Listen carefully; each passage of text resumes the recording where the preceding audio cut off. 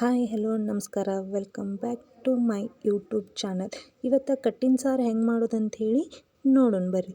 ಮೊದಲಿಗೆ ನಾವು 2 ದೊಡ್ಡದಾದಂತಹ ಈರುಳ್ಳಿ, ಹಸಿಮೆಣಸಿನ್ಕಾಯಿ, ಕೊಬ್ಬರಿ, 2 ಟೊಮೆಟೊ, ಜೀರಿಗೆ, ಧನಿಯಾ ಕಾಳು, ಏಲಕ್ಕಿ, ಲವಂಗ, ಚಕ್ಕೆ, ಕಸಕಸೆ ಮತ್ತು 2 ಪಲಾವ್ ಎಲೆಯನ್ನು ತೊಗೊಂಡೇವ್ರಿ.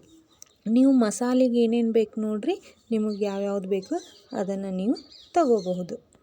ಗ್ಯಾಸ್ ಮೇಲೆ ಒಂದು ಹಂಚನ್ನು ಇಟ್ಕೊಂಡೇವ್ರಿ. ಈಗ ಅದು ಬಿಸಿ ಆಗೈತಿ. ಈಗ ನಾವೇನು ಹೆಚ್ಚಿಟ್ಕೊಂಡಿದ್ವಲ್ಲ ಕೊಬ್ಬರಿಯನ್ನು ನಾವು ಹುರ್ಕೋಬೇಕ್ರಿ. ಲೋ ಫ್ಲೇಮ್ನಾಗಿಟ್ಟು ಹುರ್ಕೋಬೇಕು, ಇಲ್ಲಾಂದ್ರೆ ಹೊತ್ತಿ ಬಿಡ್ತಾವ್ರಿ. ಆಮೇಲೆ ಉಳ್ಳಾಗಡ್ಡಿ ಮತ್ತು ಮೆಣಸಿನ್ಕಾಯಿನ ಸ್ವಲ್ಪ ಎಣ್ಣೆ ಹಾಕಿ ನಾವು ಹುರ್ಕೋಬೇಕ್ರಿ. ಅಂದ್ರೆ ಹಸಿ ವಾಸನೆ ಹೋಗೋವರೆಗೂ ನಾವು ಫ್ರೈ ಮಾಡ್ಕೋಬೇಕ್ರಿ. ಅಂದ್ರೆ ಇನ್ನೂ ಟೇಸ್ಟಾಗಿ ಬರ್ತೈತ್ರಿ. ಇಲ್ಲಾಂದ್ರೆ ಹಸಿ ಹಸಿ ವಾಸನೆ ಹಂಗೆ ಬರ್ತೈತ್ರಿ. ಆಮೇಲೆ ನಾವು ಧನಿಯಾ ಕಾಳು, ಚಕ್ಕೆ, ಏಲಕ್ಕಿ, ಲವಂಗ, ಕಸಕಸೆ ಇತ್ತಲ್ರಿ, ಅದನ್ನು ಹುರ್ಕೋಬೇಕ್ರಿ. ಅದನ್ನು ಹಂಗೆ ತೆವಿ ಒಳಗೆ ಹಾಕಿ ಹುರ್ಕೊಂಡ್ರೆ ಹೊತ್ತಿ ಬಿಡ್ತೈತ್ರಿ. ಹಾಗಾಗಿ ನಾವು ಉಳ್ಳಾಗಡ್ಡಿ ಮೆಣಸಿನ್ಕಾಯಿ ಹಾಕ್ಕೊಂಡಿದ್ವಲ್ರಿ, ಅದ್ರೊಳಗೆ ಹಾಕಿ ಹುರ್ಕೋಬೇಕ್ರಿ.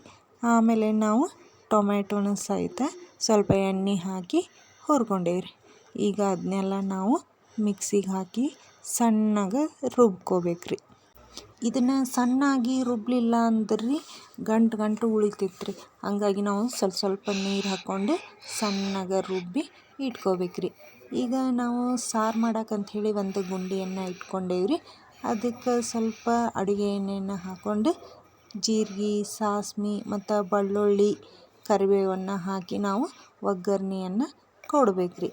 ಈಗ ಒಗ್ಗರಣೆ ಕೊಟ್ಟೇವಲ್ರಿ, ಅದಕ್ಕೆ ಸ್ವಲ್ಪ ಹುಣಸೆ ಹಣ್ಣು ನೆನೆಯಾಕಿಟ್ಟಿದ್ವಿ ರೀ. ಆ ಹುಣಸೆ ಹಣ್ಣು ನೆನೆಸಿದ್ದನ್ನು ಅದಕ್ಕೆ ಹಾಕ್ಕೊಂಡೇವ್ರಿ. ನೋಡಿರಿ, ಈ ರೀತಿಯಾಗಿ ಬಂದೈತಿ. ಈಗ ಅದು ಹುಣಸೆ ಹಣ್ಣು ಸ್ವಲ್ಪ ಕುದಿ ಮಟ ನಾವು ಬಿಡಬೇಕ್ರಿ. ಹುಣಸೆ ಹಣ್ಣಿನ ರಸ ಐತಲ್ರಿ, ಅದು ಸ್ವಲ್ಪ ಕುದಿ ಮಟ ಬಿಟ್ಟಾದಮೇಲೆ ನಾವು ಏನು ರುಬ್ಬಿಟ್ಕೊಂಡಿದ್ವಲ್ರಿ, ಅದನ್ನು ಮಸಾಲೆನ ಅದಕ್ಕೆ ಹಾಕ್ಕೋಬೇಕ್ರಿ.